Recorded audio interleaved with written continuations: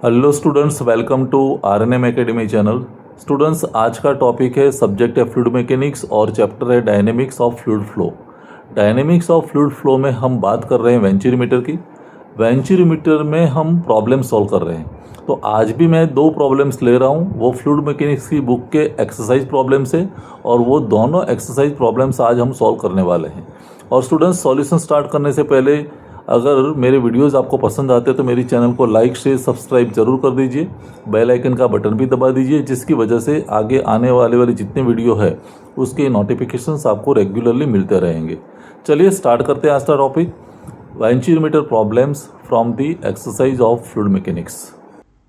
तो students, start करते हैं क्वेश्चन 1 से। क्वेश्चन 1 जो एक्सरसाइज प्रॉब्लम है फ्लूइड मैकेनिक्स बुक का, और वो एक्सरसाइज प्रॉब्लम नंबर 13 है। A 30 centimeter into 15 centimeter venturimeter is inserted in a vertical pipe carrying water। देखो यहाँ वेंचुरीमीटर जो दिया है वो 30/15 है। मीन्स दो डायमीटर्स हमें दिखाए हैं D1 and D2 is inserted in a vertical pipe. अभी ये जो पाइप है वो वर्टिकल पाइप है, उसमें फिट किया गया है। कैरिंग वाटर, फ्लूइड जो है वो वाटर है, flowing in the upward direction. A differential mercury manometer connected to the inlet and throat gives a reading of 30 centimeter। मिक्स एक्स की वैल्यू दी है 30 सेंटीमीटर, जो मैनोमीटर रीडिंग है। Find the discharge, take C D is equal to 0.98। हमें decide करना है Q, right. Venturimeter की जो दो डायमेंशन है, inlet diameter and throat diameter, they are given here. तो चलिए इस प्रॉब्लम का सॉल्यूशन हम देखते हैं।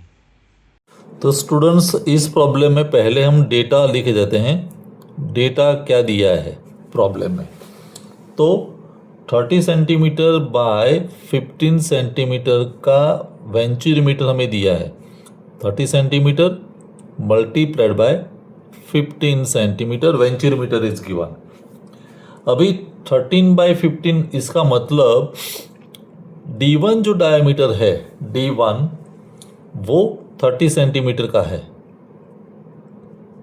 और D2 डायमीटर जो है वो है 15 सेंटीमीटर, 15 सेंटीमीटर। अभी इसके साथ ये वर्टिकल पाइप जो है उसमें x का वैल्यू दिया है, x इज इक्वल टू 30 सेंटीमीटर, और सी डी जो दिया है, C D is equal to 0.98।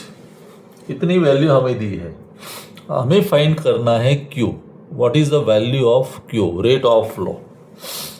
अभी जैसे हमारे पास D1 है, D1 is equal to 30 centimetre, तो हम एरिया A1 कैलकुलेट कर सकते हैं। Area A1 is equal to π/4 D1 square, right. और इस प्रॉब्लम के सॉल्यूशन में, आज के दोनों प्रॉब्लम के सॉल्यूशन में, मैं सेंटीमीटर को मीटर में कन्वर्ट करने वाला नहीं हूँ। सेंटीमीटर को सेंटीमीटर में ही रखते हैं। फाइनली जो वैल्यू मिलेगी उसको हम कन्वर्ट करेंगे मीटर क्यूब में या लीटर में। तो A1 is equal to π/4 D1 square means π/4 D1 है 30 होल स्क्वायर, राइट। तो π/4 30 स्क्वायर, उसकी वैल्यू मिलती है 706.85 सेंटीमीटर स्क्वायर। ये D1 के आधार पर मिला।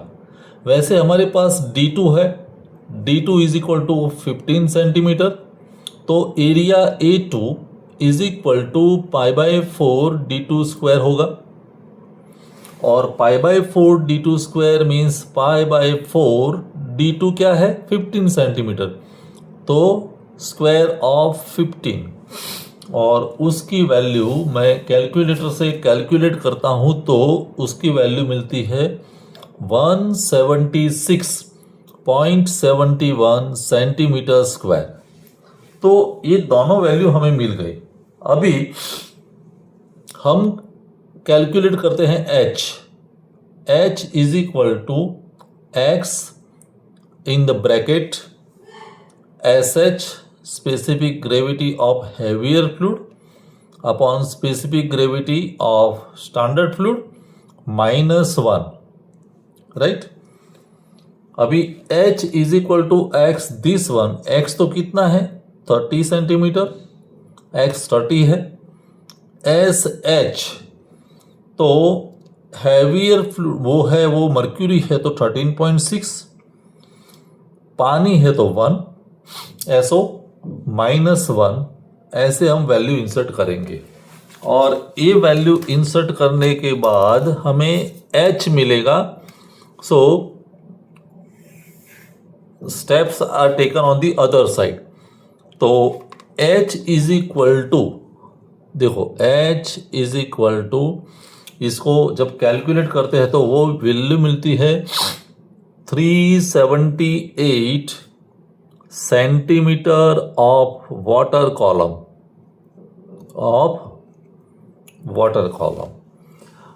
Now we can write the equation Q is equal to CD multiplied by A1 A2। in the denominator हम क्या लिखेंगे, A1 square minus A2 square multiplied by under root 2GH। अभी Q is equal to CD की वैल्यू हमें दी है 0.98 multiplied by A1 A1 कितना है 706.85 मल्टीप्लाइड बाय A2 है 176.71 divided by under root A1 square means 706.85 whole square minus A2 square minus 176.71 square, और उसके साथ मल्टीप्लिकेशन में है under root 2GH multiplied by, मैं यहाँ लिखता हूँ 2GH।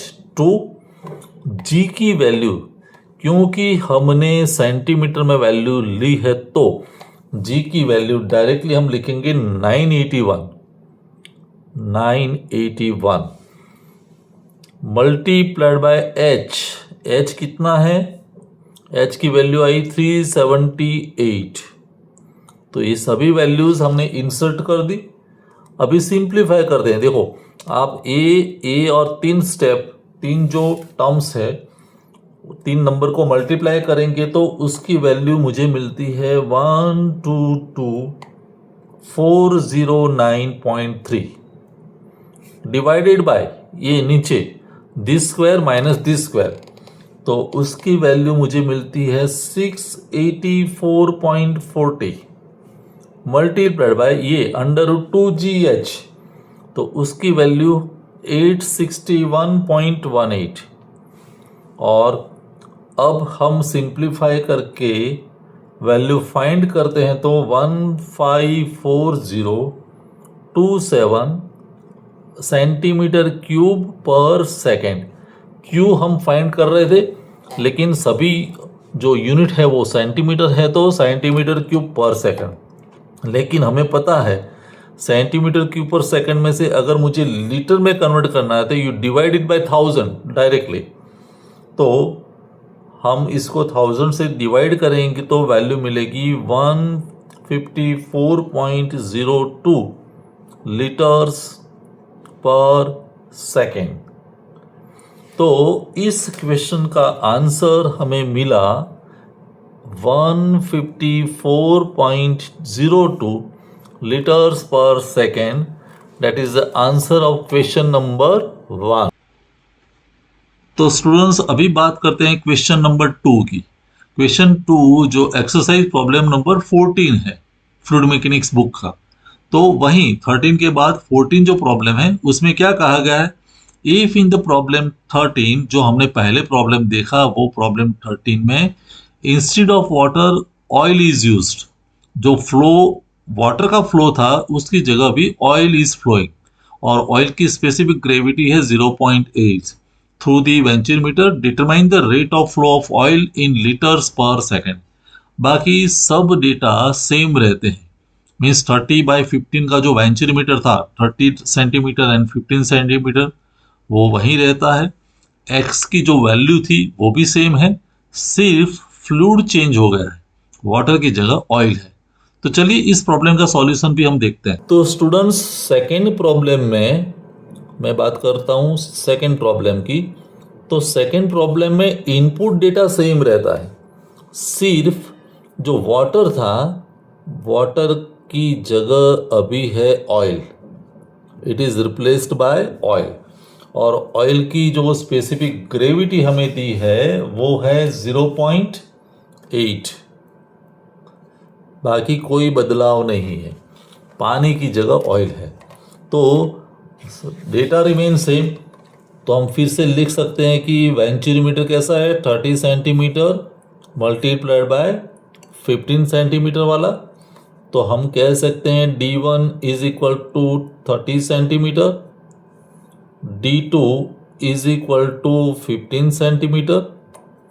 अभी दोनों D1 D2 से आप एरिया A1 फाइंड करेंगे तो A1 की वैल्यू उतनी ही मिलेगी जितनी प्रीवियस प्रॉब्लम में हमें मिली है। तो मैं डायरेक्टली वो वैल्यू लिख देता हूँ। A1 जो हमारी जो वैल्यू है A1 is equal to π/4 D1 square करते हैं तो वो 706.85 centimetre square.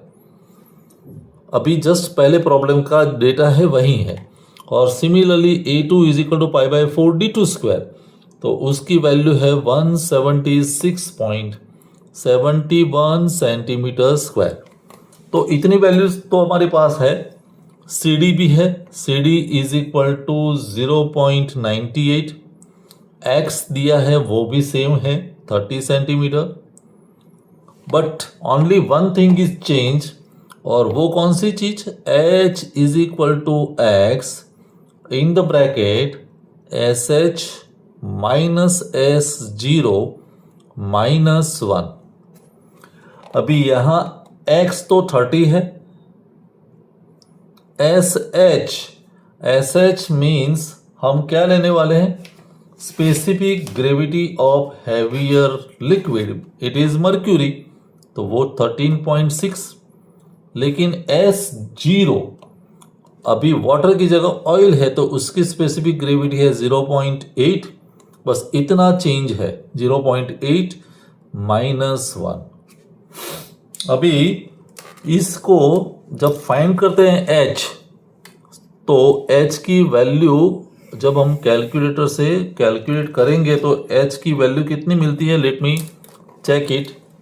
H is equal to, I write here, therefore H is equal to 480 centimeter of oil column।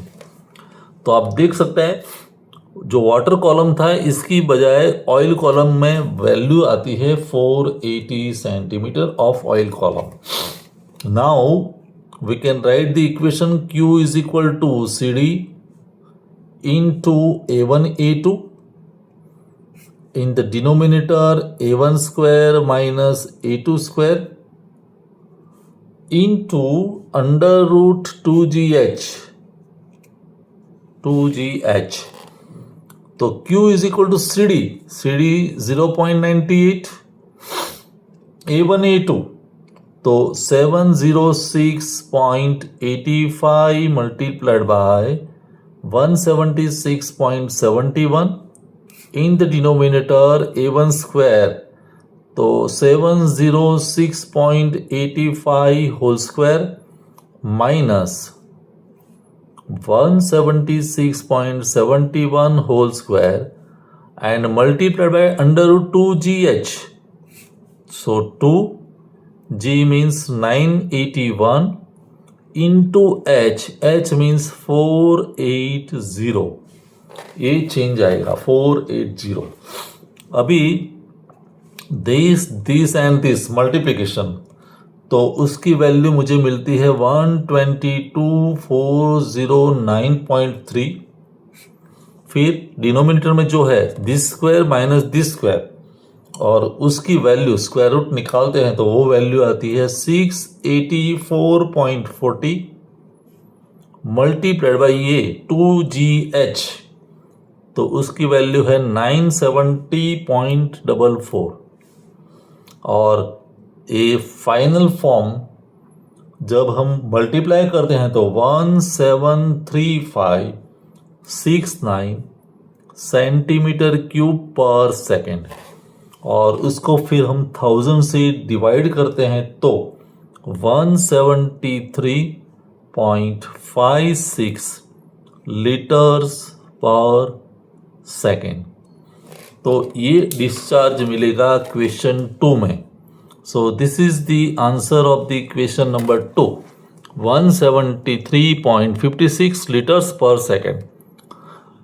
तो स्टूडेंट्स, आई होप दोनों प्रॉब्लम समझ में आए होंगे। पहले प्रॉब्लम में वाटर है, दूसरा जो प्रॉब्लम है वर्टिकल पाइप है लेकिन ऑयल है। तो इक्वेशन में सिर्फ चेंज आता है एच की वैल्यू का। तो दोनों प्रॉब्लम आप फिर से एक बार कैलकुलेट करके या सिमिलर प्रॉब्लम सॉल्व कर दीजिए। कोई डाउट है, क्वेरी है तो कमेंट सेक्शन में ज़रूर लिखें। मिलेंगे नेक्स्ट वीडियो में। Thank you for watching. Thank you very much.